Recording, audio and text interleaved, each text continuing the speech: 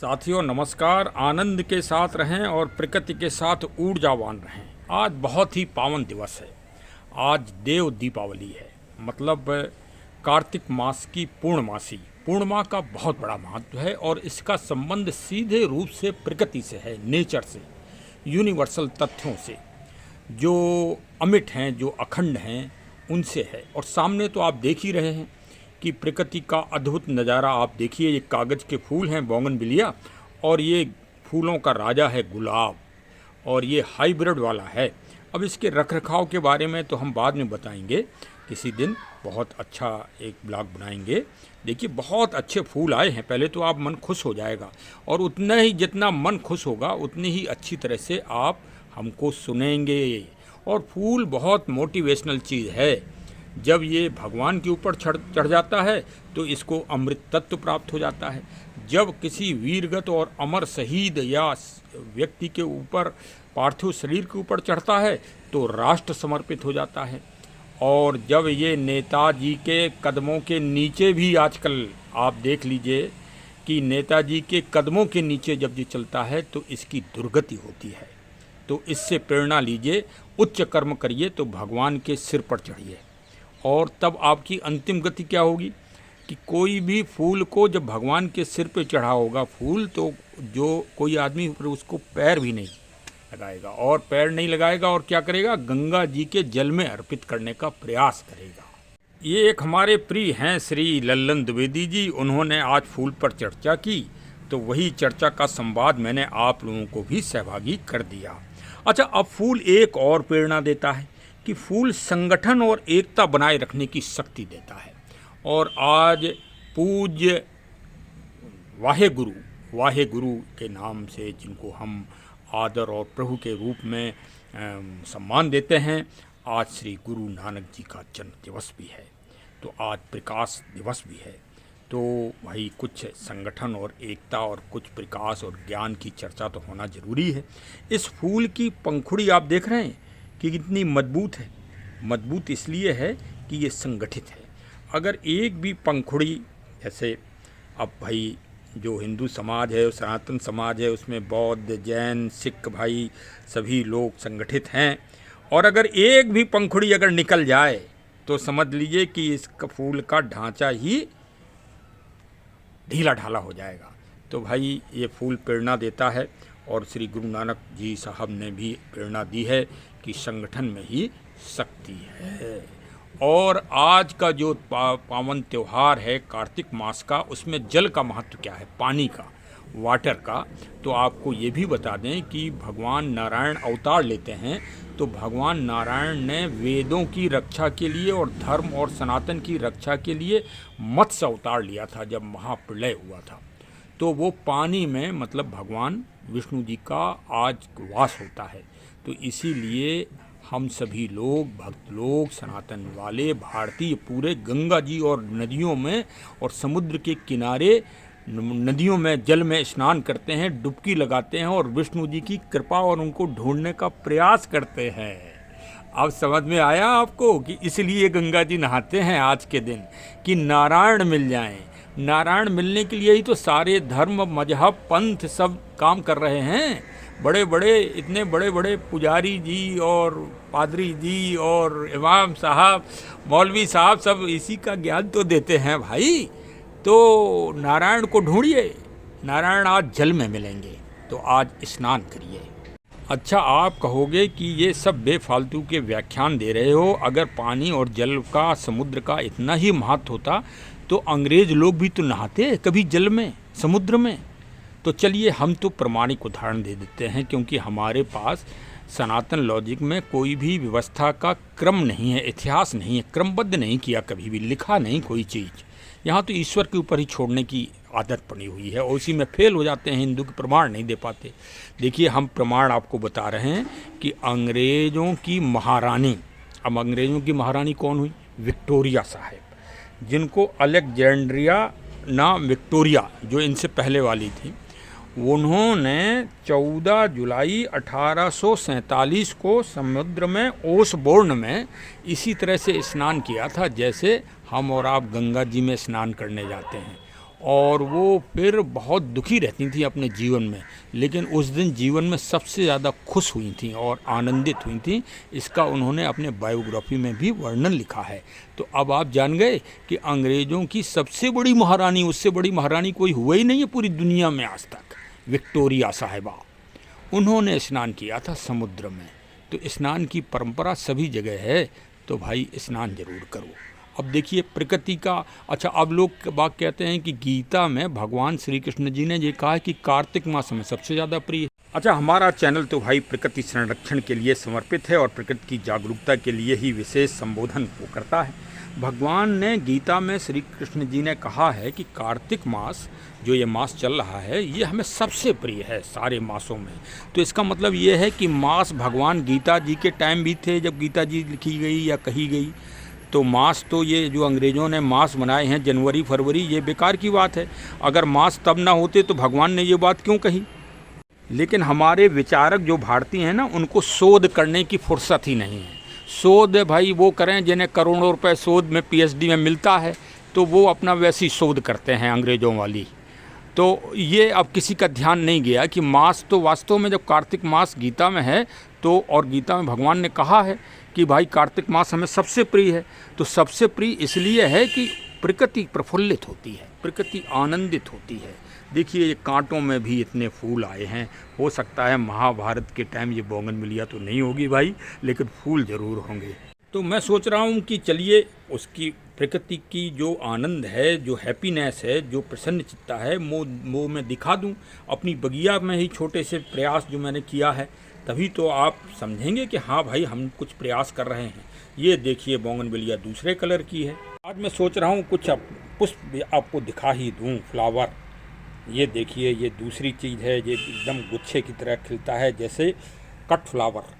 ये देखिए अनार में भी फ्लावर इस समय आ रहे हैं कार्तिक मास में। भाई देखिए प्रकृति पूरी आनंदित है।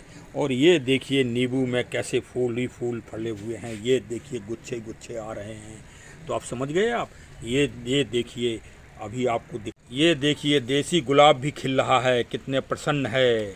आप भी पौधा लगाइए गुलाब का, स्नैक पाम का लगाइए जिससे ऑक्सीजन बढ़े। और देखिए प्रकृति के साथ जुड़िए। ये साइकस लगाइए, दुनिया का सबसे पुराना पौधा। केला लगाइए तो भाई नारायण भगवान वासुदेव प्रभु राम श्री कृष्ण जी बहुत खुश होंगे अगर केला आप लगाएंगे। और देखिए ये कनेर लगाइए पीला वाला, ये माता जी को अति प्रिय है, माँ भवानी को, तो आप भी लगाइए। आप सोचोगे सिर्फ रोज़ गुलाब ही दिखा रहे हैं, अरे हम डेजर्ट ऑफ द रोज़ आपको भी दिखा रहे हैं। ये देखिए एडेनियम कितना अच्छा खिला है, देख रहे हैं। सब प्रकृति प्रफुल्लित चल रही है। इसीलिए गीता में एक शब्द गलत नहीं है, क्योंकि गीता ही यथार्थ है, गीता शाश्वत है। अब ये देखिए यूफोर्बिया भी खिला है, कांटों में फूल कितने सुंदर खिले हैं। वास्तव में भाई सही बात है कि कार्तिक मास बहुत ही दिव्यमय है। अब देखिए ये मैं आपको दिसंबरी के फूल दिखा रहा हूँ, काले पत्तों में। ये देखिए, अच्छा आपने कभी देखा कि कार्तिक मास में दीपक आज क्यों जलाते हैं? आज दीपावली भी है। तो दीपावली इसलिए जलाते हैं कि आज भगवान शिव ने तारकासुर का वध किया था। मतलब सकारात्मक और नकारात्मक में लड़ाई हुई थी, जिसमें सकारात्मक भगवान शिव विजयी हुए थे। दुनिया में दो ही चीज़ें हैं, एक नकारात्मक एक सकारात्मक।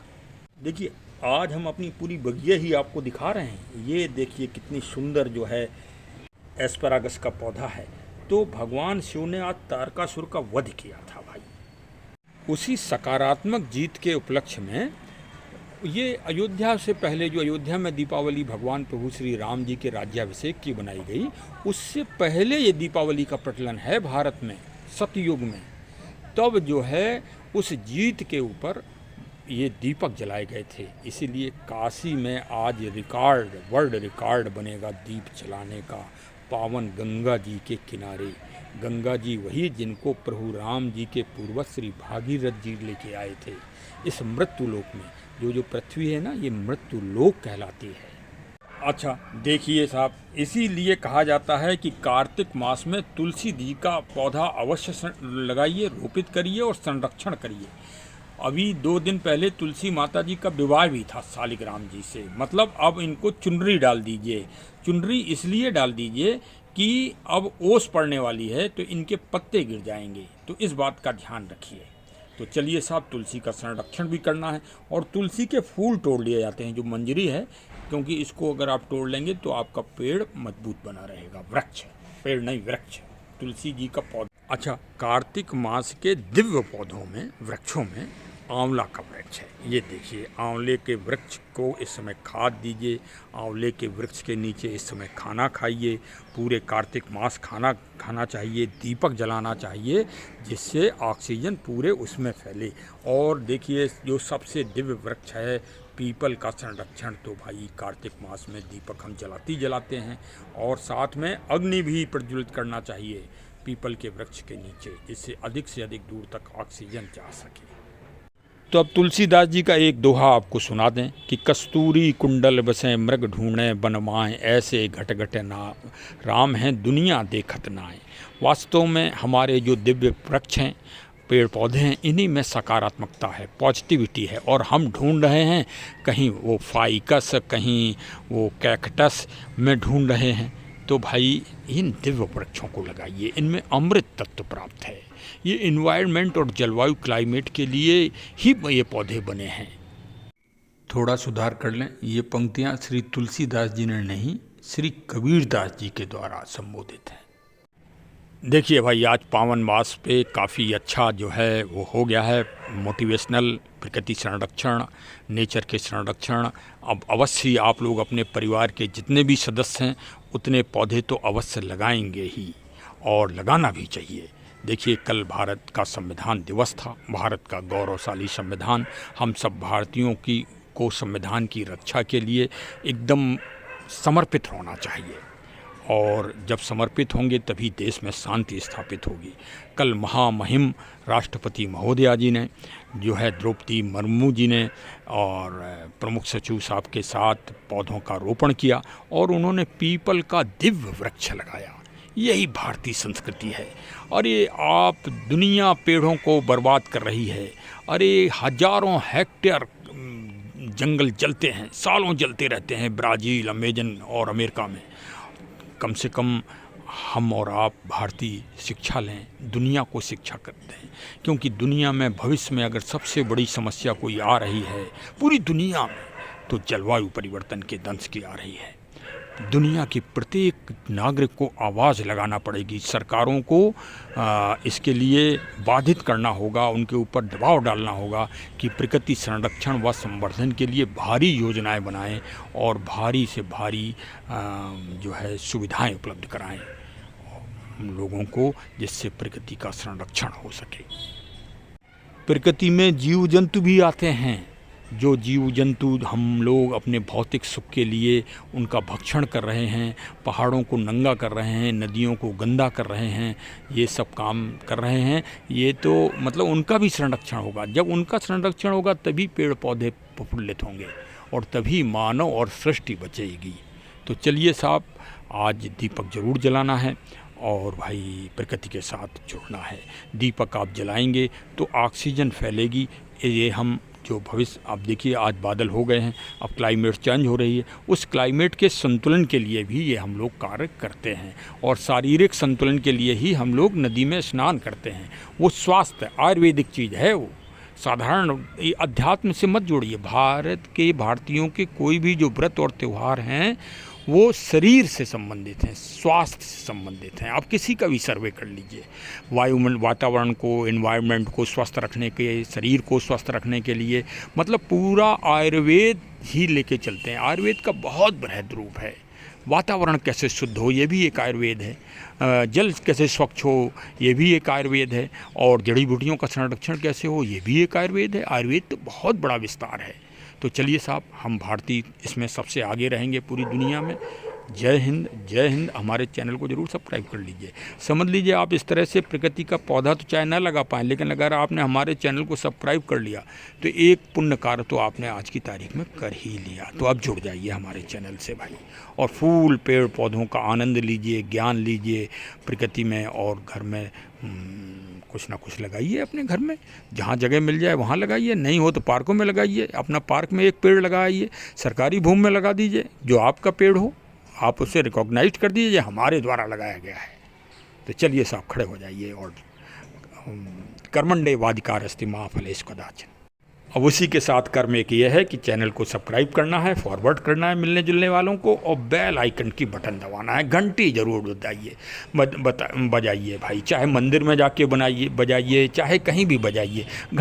घंटी से बड़ा सकारात्मक चीज़ कोई है नहीं, क्योंकि वो आह्लाद ओम की ध्वनि निकलती है।